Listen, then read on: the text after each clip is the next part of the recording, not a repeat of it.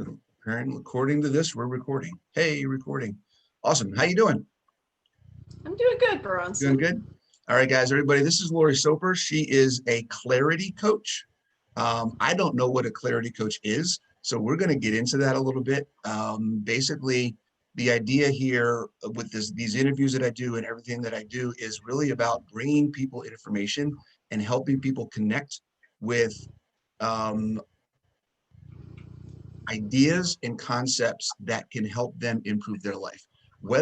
I'm a fitness guy, but it has nothing to do with just fitness, right? There's fitness, nutrition, mindset, mental health. There's a ton of different aspects that we need information, we need to learn about, and we need to be aware of to help us improve our quality of life, and make our lives more enjoyable, more enjoyable. So that's what this is about. This is about me bringing Laurie into the fold and kind of saying, hey, talk to us about clarity and help us find it. Why is it important? So first off, Laurie, tell us a little bit about you. Who are you and how did you get into this area? Well, that's a very good question. I'm going to have to start a while back. Sure. Uh, let's see. About 20 years ago, I was almost murdered by my partner. So I came within about 10 seconds of death. Wow. And since that moment, I have learned so much about trauma and personal crises Yeah. and relationships. But it's not because I was almost murdered. It's because I put a lot of work into personal growth. Mm-hmm. So I spent about 4,000 hours in a group therapy, personal growth therapy group. Okay. That's a Uh, that's a mouthful right there. yeah, it was hard work. It was really hard work. Yeah. I learned a lot. And the whole time that I was in that, I was also reading all kinds of books. Okay. So over the course of the last 20 years, but even before I nearly got murdered, I have experimented with a lot of ways, methods, tools to survive. Right. And because of that, over the past decade or so, a lot of people have come to me in moments of crisis. They just kind of know that Laurie's going to have a different point of view. Yeah. And within sometimes seconds, sometimes minutes, the crisis in their life has taken on a brand new color. They can just breathe. Right. Right. So, about a year ago, after about 25 years as a business consultant, I decided to retire, and it coincided with COVID. COVID has been a gift to me. Yeah. That's And awesome. I love That's awesome that you can say that. it. That's awesome that Absolutely. you can say that. Absolutely, COVID's been a gift for Yeah. me. It's been a gift for a lot of people. So what I first decided to do was I'm going to be a crisis coach. That's what I'm going to do. But I mean, who's going to hire a crisis coach? That just sounds too focused on the problem. Yeah. Okay. Like Cancer Society, you know? Right.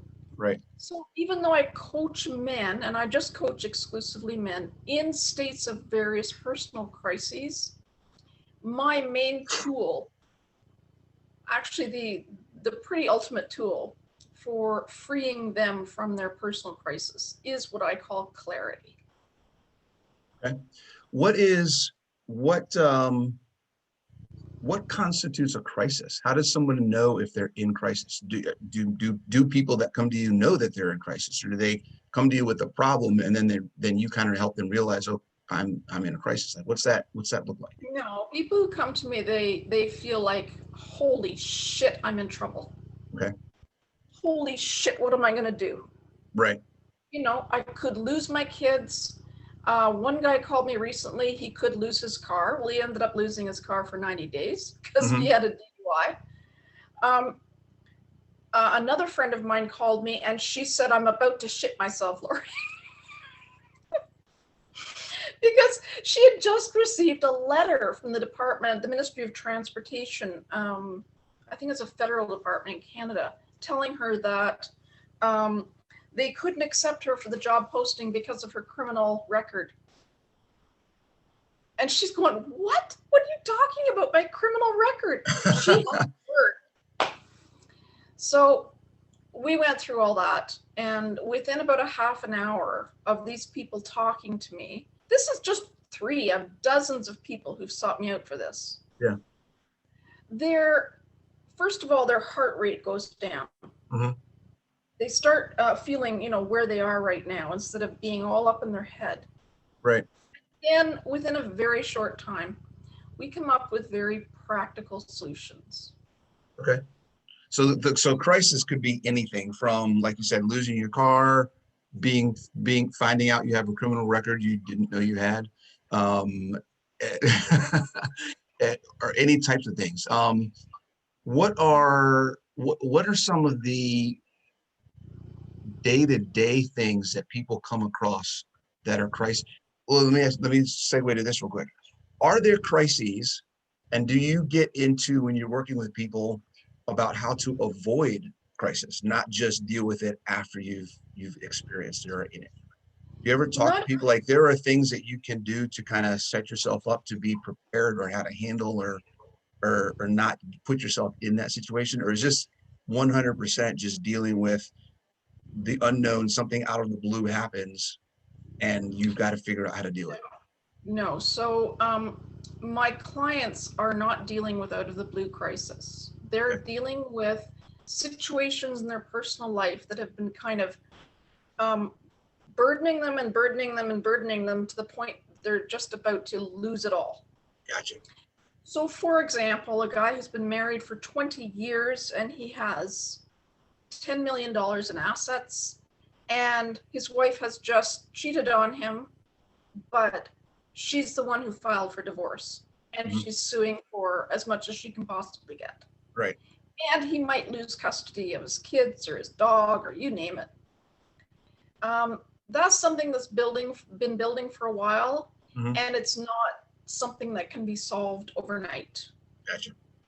Okay. Now, I'm not a divorce lawyer, not a mental health coach. Yeah. I help these guys find clarity because Okay. they are in a fog right In now. a fog. So let's go. That's a great way to start into that. So because my next question is going to be, you're a clarity coach. You help people find clarity. What does that even mean? What does clarity mean, and why? Why? I'll give you an example. Most people live in the world of shoulds. Okay. Here's what I think I should do because other people are telling me, here's what I should do. Mm-hmm. Not just other people, but society at large. And if I go and I watch all these YouTube videos, they are also going to be telling me what I should do. Mm-hmm. They do not know what reality is. They're not helping me to face reality. They're giving me more stuff of obligations. They're telling me expectations and ideals. What if you just looked at exactly what your situation is right now? And what's the absolute worst thing that can happen? Okay. And then where would you be? So let's say you lost your car, your house, your wife, your kids, and your dog, Mm-hmm. and you have to sleep in your truck for the next year.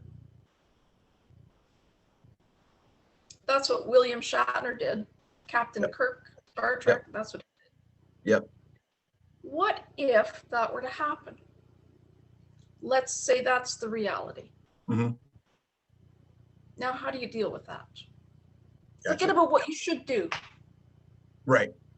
Yeah. So you put yourself in that situation of, if everything went to crap, is that really as bad as you have this picture in your head as what it could be? Like, how would you deal with that? What would life be like? And it could be. A lot of men face situations very much like that. Yeah. And they're terrified that it's going to happen. Right. Because of the pressure, because it's not so much, and I like that, because it's not, having been through some of that, right? It's not so much the end result of if all of this goes bad, where would I be? That is scary. That bothers you. That puts that stress. It's the process. Like I love what you said. It's the expectations of this shouldn't be happening to me, right? Yes. What are people going to think? Right. I'm a Yes. failure because of this. There's all of these things that really are because of the expectations, how you were growing, how you grew up believing certain things should be, and Mhm. all of this other kind of stuff that really don't mean anything when it comes down to where are you, and if this happens, where are you at, and where do you go from there? Like, what's the word? I like that. I like that a lot. Okay. Yeah. It's another word for clarity Mm-hmm. is reality. Okay. It's not here's what I'm supposed to do. It's Mm-hmm. here's what I'm looking at. Now, how am I right now? You know, if I'm sitting here in my car and I'm terrified to go in my house because my wife is there, she doesn't want to talk to me, and I'm going to lose this whole house. I don't even want to go in there anymore. How am I right now? I'm sitting in my car right now. Mm-hmm. How am I? Am I hungry? Am I thirsty? Am I healthy? That's reality. Yeah. Everything else is in your head. Perspective. Everything else is threatening you in your head. Mm-hmm. Okay. So once you get someone to that point where I'm assuming that's not you get there and then you're good, right? There's probably a process of you have to try to make it a habit to put yourself in that space on a regular basis. It is a habit. You learn how to do it. It doesn't take long either. Like once Mm-hmm. you've done it maybe 3, 4 times, it's remarkably simple or easy to actually kick the other habit of always being in your head. Okay. It's remarkably simple. Yeah. Yeah. You just need a little bit of a nudge. A little bit of a nudge. How bad could it be? Mhm. I'm gonna get a t-shirt that says, "How bad could it be?" And just walk around with Yes. it. Yes. Yeah. Okay. What's the process? So once someone gets to that point, you work with someone, you talk to them, you kind of help talk them off the ledge, right? They've kind of calmed down a little bit, and you got them looking at, okay, what's the actual position that I'm in, and what are my options? How do you help them take that next step? What is the next step from there? Mhm. So, what this means is that almost every single man, once he finds that moment of clarity, Mm-hmm. knows exactly what to do. Okay. It is remarkable. And so at that point, well, throughout my entire Clarity Quest, that's the name of my program, guys have a trusted confidant in me that Mm-hmm. makes no judgments. So they can share with me, okay, here are my options. Here's what I think I'm going to do. Yep. Okay. That's often what a guy needs, just to share his options without any judgment. Right. Just kind of get it off their chest and say, what about this? What about this? What about that? And kind of go, okay, Yeah. kind of talk yourself into what you think the right decision actually is once you kind of get some of that other stuff out of the way. I feel like is that Once you get all that stuff out of the way, you can see so clearly yeah. what you want to do. Okay. Okay. What is the clarity, like you said, is reality is just another word for reality. You had a post Mhm. earlier, and maybe this is something that you talk about in your program. I saw a post today on your Facebook page about laughter, that when you're laughing, are like, you're in the moment because you can't think, like everything is just shuts off. Mhm. Do you have people laugh in your sessions? Oh yeah. Like, do you tell jokes? No, you don't need to tell jokes because here's the thing. When you lose these misperceptions about reality, Mhm. you just laugh because it's hilarious. Yeah. Yeah. Hmm. Because a lot of guys, when they're so burdened down by the obligation of what a man has to do and what a man has to be, Once he questions that, he's just going to laugh at himself. Like, Right. what am I doing? What are some of the belief systems that some of your clients have had, or some of the people you've worked with have had about what is expected of them? Because I see this all the time when it comes to health and fitness, right? People come into me and they think that they need to be skinny, or Yeah. that they need to weigh this certain amount, or they need to eat this certain thing, or they need to work out 15 hours a week, or they have all of these things that they feel like they need to do because of Yeah. whatever. And trying to Yeah. break that and kind of say, look, no, it's where my mantra is, where do you want to be? Yeah. Regardless of all that, where do you want to be? What's going to impact your quality of life? And then let's put a plan in place to get there. Not based on what anybody else or you think anything else is supposed to be. Yeah. What are some of the belief systems or mindsets that people come to you with that you kind of have to break down and rebuild? Well, I would say the very first one is it's just a huge thing that we've been taught since we were very, very young. And that is, there's an authority out there that decides what's right and what's wrong, Mm-hmm. and what's moral and what's not moral. Okay. That's gone. There's no such thing as right or wrong. And if there Hmm. were, you'd have to find an authority, and then you'd have to agree on authority. So let's just get rid of that for now. Okay. The second thing is, these self-appointed authorities are also telling you, mainly as a man, this doesn't apply so much to women. As a man, your self-worth revolves around and depends upon how much you sacrifice for somebody else. Interesting. Okay. That's why men work so hard. It is kind of like a carrot. You know, this carrot that's constantly being dangled in front of you. If you work hard, here's what you're going to get. Now, when it comes to wives and women, a lot of that carrot is, I don't know, I'll give you sex if you do this, that, and the other thing for me. If you give me a diamond ring, I'll give you some sex, you know? It's millennia old. This has been going on for thousands of years. Interesting. But it hasn't stopped. It's still there.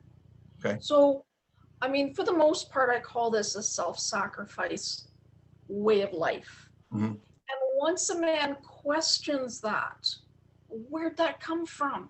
Mm-hmm. Once he questions that, then the door is open for my client then to start putting himself first. Okay. That's interesting, because you hear all of the time the whole idea of put yourself first. You can't fill a bucket, you can't fill other people's cups from an empty bucket, and all these things. You hear all of these phrases, but I've not really thought about it as much. But it is oftentimes targeted at women. It is oftentimes targeted at the mom who's trying to work and trying to do stuff at home, and the dad's not helping, or whatever it may be. But you don't often see that kind of message targeted at guys. And there are plenty of guys out there who are working 40, 50, 60 hours a week and trying to do stuff, and taking their kids to sports and doing all these other things and whatever, just like there are women. It's just we don't talk about the guys doing it. That's very interesting. How does that mindset of sacrifice play into how they live their lives, or how they handle the crisis that they come across? Well, the crisis is mainly caused by that state of mind. Mm-hmm. If you build a life around self-sacrifice, you will never win. Because if that's where your worth is, then the more you sacrifice for other people, the better you think you are. And so then more and more people come into your life who demand that sacrifice. Yeah. And then the more you sacrifice to them, particularly your wife and your kids, but also other people, including your employer or your company, more you sacrifice, the more they demand from you. And this, you can't blame this on them. As a man, you need to understand that you're making this choice based upon the myth that you have believed in, that this is where your value lies. Interesting. So yes, it is a cause of crisis because eventually you will burn out. You've got Right. nothing left to give, and all these people are standing there with their cups holding out, more please, more please. Yeah. You're not doing enough for me. Yeah.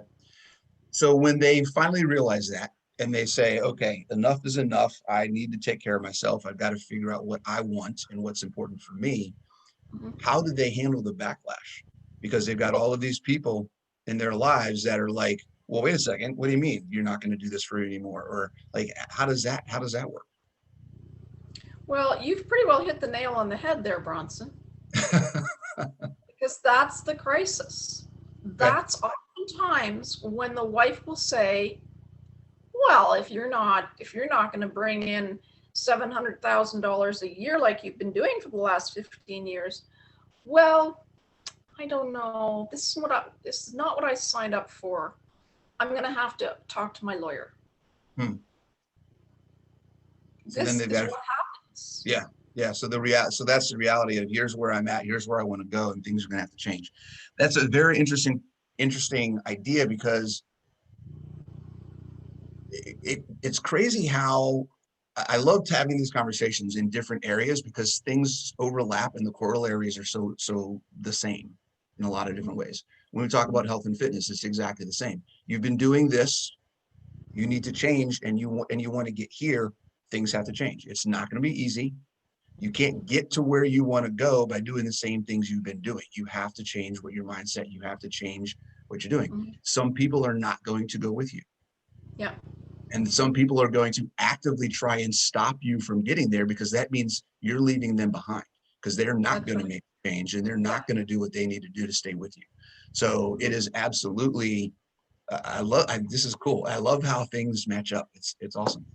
This is cool. Mhm. Um, okay. What are some other things when you talk about clarity and we're gonna call this clarity in the process of change. That's the title of this video.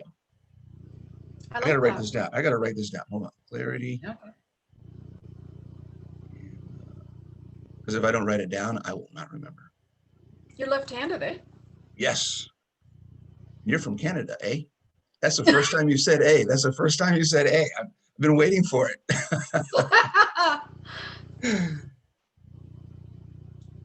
All right. Very cool. Okay, I want to go back to something that's very what you said already is probably going to make some people like, I don't know if I want to listen to this woman because she's talking about men and not in a different way than we probably ever heard people talk Yes. about. And I'm Yes. sure you get that, right? Your message and the things you're talking about are different than what a lot of people hear when we talk about men and expectation. Yes. You said something earlier about no right or wrong. If Yes. there's no right or wrong, how does that play? Because that is a huge statement, and there's a lot of people who are like, no, there has to be a right and wrong. I firmly believe that there is a right or wrong, but the basis of where I'm coming from is probably a little bit different than most people. What do you mean by no right or wrong? And if there's no right or wrong, then how does that idea play into helping someone find clarity? Let's just say that. Okay, so I'll give you an example. Yeah. One of my clients said to me, um, when I asked, so his wife has been asking him, she's been threatening divorce. Okay.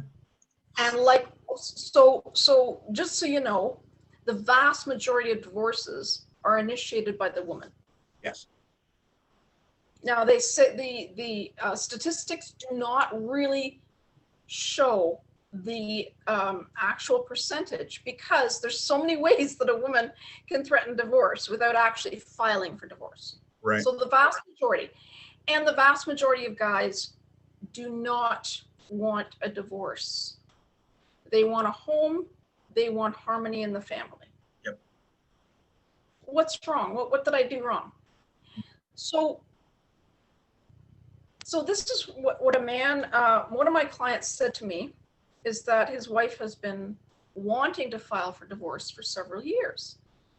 And I said, how do you feel about that? And he said, well, I don't really understand, and I've been fighting it. And I said, why is that? And he said, because I took some vows. I promised to be there for her. Mm-hmm. So his idea of right and wrong is you say a vow, you fulfill it. Mm-hmm. Now that concept, it's an abstract concept of right and wrong. Yep. It's also related to, the whole religious and Christian marriage idea, which is a few millennia old as well. That competes with the desire that you have, that he has had, Mm-hmm. for well-being, to be happy, Yep. to be free, and to be loved. It also competes with her desire to end the marriage. Right. One person can't hold up the vows.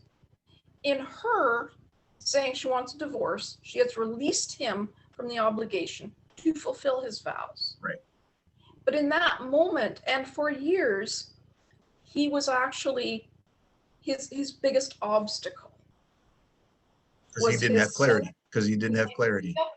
Well, that, but as it relates to your question, the right and wrong idea. Right. In other words, for my business as a coach, the concepts of right and wrong interfere with a man's discovery of clarity. I love it. I love it, because I say the same thing when it comes to health and fitness. And this is just another notch in the overlap of how health, fitness, and mental and mindset all are the same in their function, in the concepts that kind of rule them. There is, I say it all the time, there's no wrong food. There's no wrong workout. There's no right way. There's no right or wrong when it comes to these things. It is, what is your goal? Where are you trying to be? What's going to make you happy? What's going to give you a quality of life? And then pick the one that's going to get you there.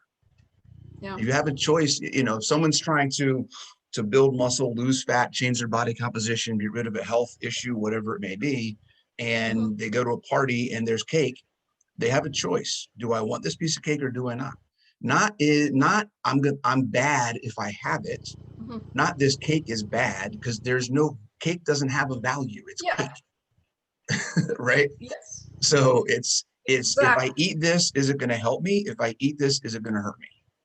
That is your choice. You know exactly what it's going to do. You can make the educated decision at that time to do one or the other, and then move on.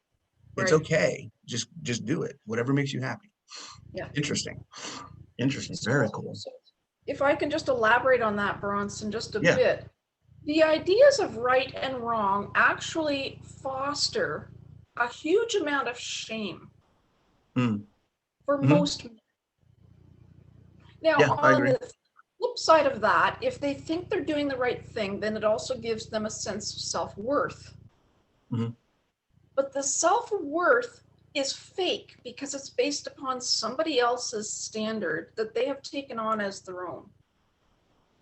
Now, whose standard is that? Right. So I find that these concepts really do interfere with self-discovery and personal freedom just as much, I think, as it would in your business as well. The cake is neither good nor bad. Right. Do you want it? And what do you want it for? Absolutely. Interesting. Very, very interesting. All right. So if someone were to realize that they're in a crisis, how do you, so they say, okay, things are falling apart. What do I do? And that's where they come to you to find the answer. What do I do? Yeah, I don't know what to do. I can't handle this anymore. I need help. Yeah. I give everybody a free hour of consultation, and you can see just within this half an hour we've been talking, some of the value that I can provide just by, ideas and talk. And so that free hour of consultation will deliver value as well. Yeah. Where do people find you? Because like I said before, your website isn't what you're doing now. It's what you used to do on the business consulting side. So is So it just your Facebook page? just Facebook, and if you just Okay. click the banner, then you'll get to the calendar where you can book Okay. a call, or you can always you can always contact me on Messenger. Gotcha. Gotcha. All right. And so just in summary, we're looking at, clarity is that process of understanding your reality. Where are you Yes, right now? To make sure I yes, understand really. yes. Um, we didn't really talk too much about why that's important, but I think it's kind of self-explanatory. Being able to have that understanding and be present in where you are right now kind of helps you understand where you need to go. And like you said, it gives you that clearer view of what your options are and what makes sense. Partly. Okay. You're partly right. Yep. So when a man is in crisis, when any of us is in a crisis, we're totally focused on the future. And it's based on fear. Mm-hmm. When you have clarity, your future vanishes, and with it, so does your fear. It's Interesting. gone, Interesting. just completely gone. So even if I don't come up with a plan of action, even if I don't improve my circumstances, even if my wife leaves me and I don't see my kids for the next year, the fear is gone. Now, the other side of a crisis is not just fear, but this sense of loss and sadness. Mm-hmm. So much of that sense of sadness and loss comes from a lack of a kind of alienation from yourself.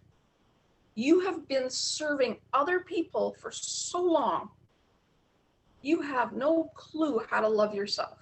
Mm. So you could feel that loss of something outside of you. Mm-hmm. In that time, you, for the first time in your life since you were a toddler, you get to really be with yourself. Find out what it is like to be your own husband. That's an interesting concept. Be a husband to yourself. Okay. Mm-hmm. And so Interesting. the sadness then can also evaporate. Right. Right. Now, I've been through so many tough situations, not Mm-hmm. just I was almost murdered, but I lost my son 2 years ago. Mm. He was shot and killed. He was only 28 years old. And, that's probably my worst loss Mm-hmm. so far. My only son.